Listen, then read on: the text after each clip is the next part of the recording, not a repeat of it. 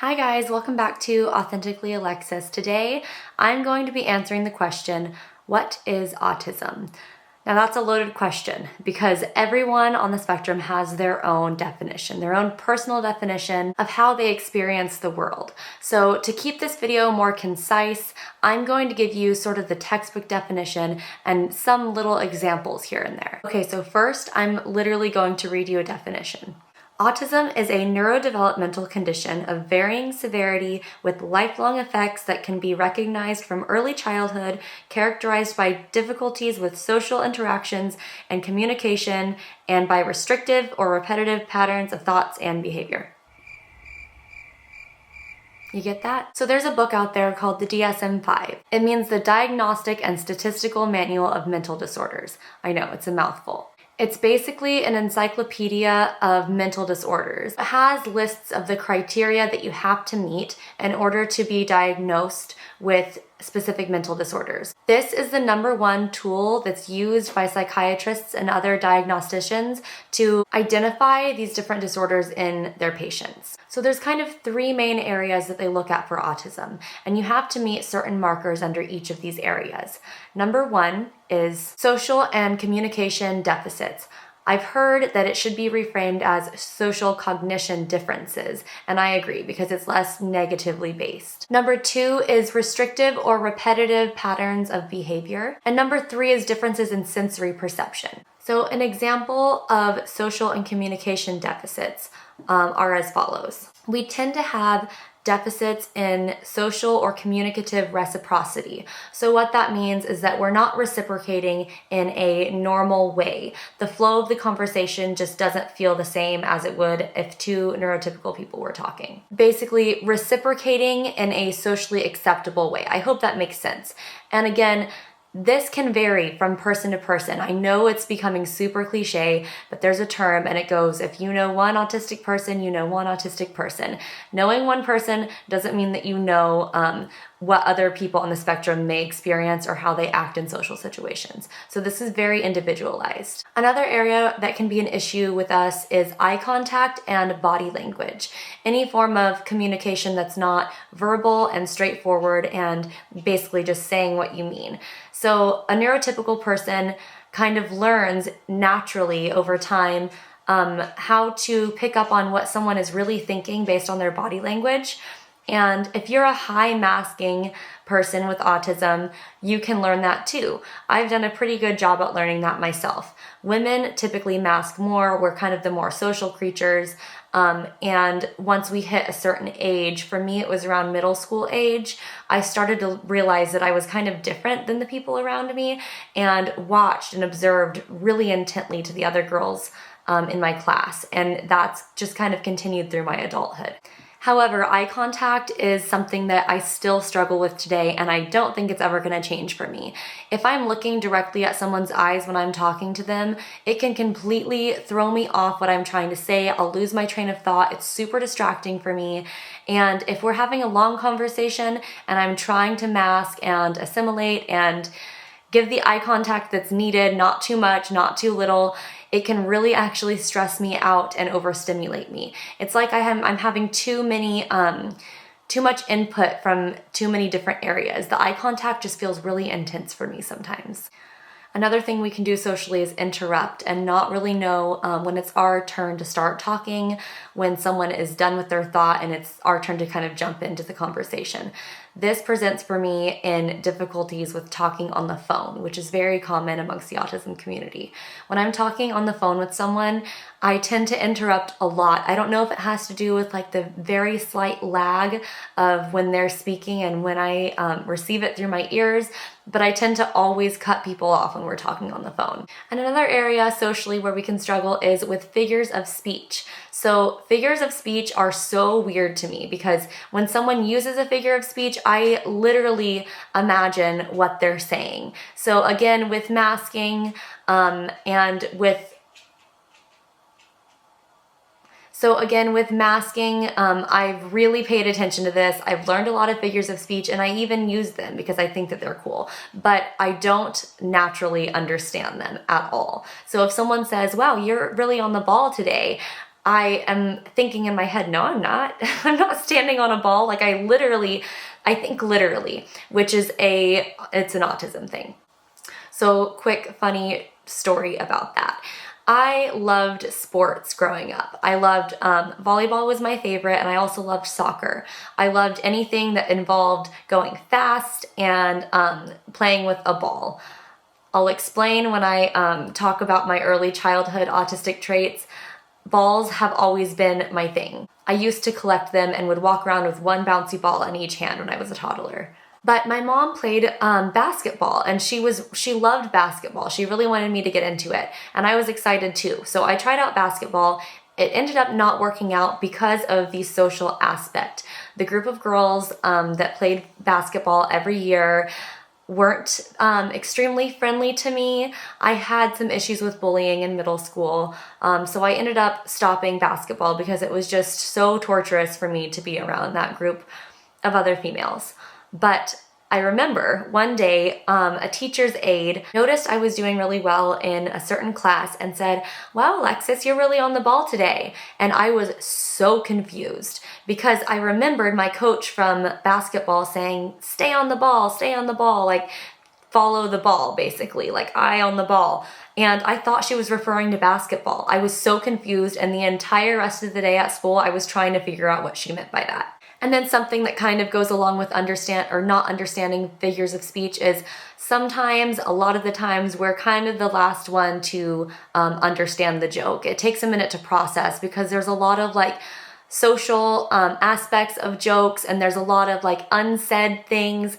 We like for things to be said clearly and concisely, and when we're having to kind of pick something apart like that, it can be a little difficult. Now on to repetitive or restrictive patterns of behavior. So this can look like many different things. The first thing that comes to mind for me is stimming. Stimming is short for self-stimulatory behavior. This helps us to regulate our senses because, as I said in previous videos, our senses are either extremely heightened or extremely dulled, and some can be really heightened and some can be really dulled. It's, again, individual. A very stereotypical stim is hand flapping. Hand flapping is when a person flaps their hands like this or flaps their hands like this. Toddlers will sometimes twist their hands like this or do other kind of finger movements. I do this a lot. I don't do it a lot in public because I'm high masking, but I do this a lot at home when I'm stressed. And it's a form of self-regulation. And then there's vestibular stims, which is like spinning or jumping up and down, big sort of body movements. Spinning was my absolute favorite when I was a kid. And then other repetitive behaviors can be things like lining up toys. So that's another kind of stereotypical thing. A lot of times in little boys, if their special interest is dinosaurs or cars, they'll take their dinosaur figurines or their cars and line them up. Or even just random objects of likeness around the house. A lot of toddlers, when they're exhibiting early signs of autism, their parents will notice them lining objects up. For me, this was my littlest pet shops. They were my favorite toys. I love to line them up based by color or by size or by type of animal. I didn't like to actually play pretend with them very much, which is a big autism thing. I just would much rather organize them and categorize them and look at my beautiful collection. And then another repetitive behavior that some of us have is echolalia. And echolalia is basically like liking to say the same word or phrase or hum the same tune, kind of making vocal sounds repetitively. So this is actually something that I still do as an adult. I only do it in the comfort of my own home, but it mainly comes across in forms of beatboxing to my kids. I'm not a good beatboxer at all, but we kind of make it into a joke and then they do it back to me. This feels very vulnerable to share to the world. But another echolalia thing that people like to do is singing. I used to love singing Disney movies, and it's something about the way that it sounds in our ears and the way that it feels coming out of our voice box and out of our lips. It's very pleasing to the autistic person who likes to stim in that way. This can also be whistling or repeating like popular jingles that you hear on commercials or on the radio. And I love vocabulary, so when I hear a beautiful new word, I like to repeat it back and forth to myself in my head, and it actually causes me a hard time falling asleep because I do it so often. And then the last category, differences in sensory perception. So you can either be primarily sensory avoidant or primarily sensory seeking. And again, you can fall differently when it comes to different senses. So like you can be really sensory seeking when it comes to sound. Maybe you love to listen to loud music and that sort of thing, but really sensory avoidant when it comes to bright lights. So let's start with sensory avoidant. I personally am more sensory avoidant in my adult life. I was more sensory seeking as a child. So examples of avoiding sensory things. So right now, I have a ring light behind me and it's not my absolute favorite thing. I am pretty sensitive to bright lights. Short periods of time, I'm okay. Prolonged periods of time and I get extremely intense optical migraines. Another common thing to avoid is loud sounds. That's another thing for me. If I have a lot of noise coming in, if the TV is turned up too loud and my kids are running around screaming and I could hear the dog's nails clicking on the floor like I can right now,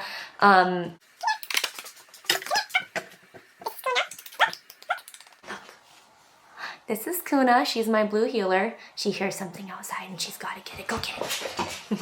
So I can also hear things that some neurotypical people don't really pick up on. Like I can definitely hear all of my appliances running in my house. Certain lamps in my house I can hear. It's kind of like a high-pitched, like humming sort of noise. And then another stereotype when it comes to this is covering our ears when we hear loud, abrupt noises. So I still do this, say I'm in the car and I'm not driving because I need my hands to drive and a motorcycle whizzes by or an ambulance comes by, I generally will cover my ears because it's actually painful. One of my children that I love dearly has a very high-pitched, squeaky, little adorable voice, but if she's standing right next to me and she gets excited about something and she wants to just tell me about it really quickly, it hurts, it's painful. So sounds can actually be really painful for us as well. Some other examples of sensory avoidance is with being really put off by smells. A lot of people will avoid the candle section in grocery stores or can't handle being around someone if they're wearing perfume because it's so offensive to them. It can actually make them feel sick to their stomach. And this is true for even taste. So something that a lot of autistic children exhibit, and even adults too, is having a beige food diet. And this just means they really like bland things that are often beige, like chicken nuggets or french fries or pasta, all of the beige foods, a lot of carbs and starches. Someone in my family, I'm not going to give too much information because it's not my story to tell, but someone in my family who has autism, as a kid, he would only eat like 5 things. So that was a really restrictive diet and he only had 5 safe foods. Anything else, and it was just so upsetting to him and would send him into a full-blown meltdown if we tried to force him to eat it, which we wouldn't try to force him to eat anything. But before we knew he was autistic, when we would offer him things that weren't in his like 5 safe foods, it would send him into a meltdown because they were just too intense and strong for him. Now for sensory seeking. So this can be visual, like watching spinning objects. A lot of children like to watch objects spin. And when I say a lot of children, this is true for adults too. It's just more like a stereotypical sign that you see in children.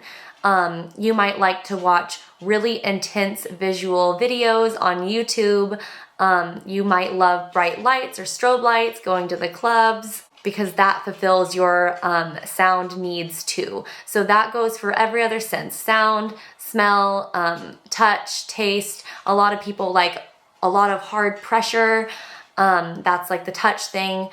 Taste, I'm actually sensory seeking when it comes to taste. So I did not have a very restrictive diet at all as a kid. In fact, people often told me I had a really mature palate. I like pickled things, I like spicy things, I like sour things, and that is one form of stimming that I really enjoy. And then there's oral stims, which are like chewing on things, sucking on things. As a kid, this is so gross to think of now because I'd never do it, but I used to chew on the ends of my hair or suck on the ends of my hair. I also would chew on my bed frame too. And a couple of my kids did this as toddlers as well. I had sort of a wooden bar that like ran alongside both sides of my bed, and I would chew on it. Now they make stem toys that are like safe to chew on.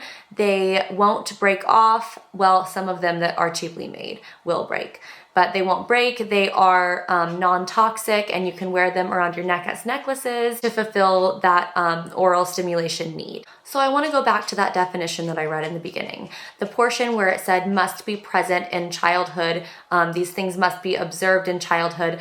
I recently read something and I've been seeing it all over the place now, and I think it's really worth mentioning. This is the updated version. It says symptoms must be present in the early developmental period, but may not become fully manifest until social demands exceed limited capacities or may be masked by learned strategies later in life. So this is super important because this is another reason why a lot of women primarily go under the radar in early childhood, because we're great at masking. I am a level 1 autistic, so that, you know, there's a big difference. If you're level 3 autistic, if you're nonverbal, if you're exhibiting like very obvious signs, that's a whole different thing. But I think that's really important for some of you to hear.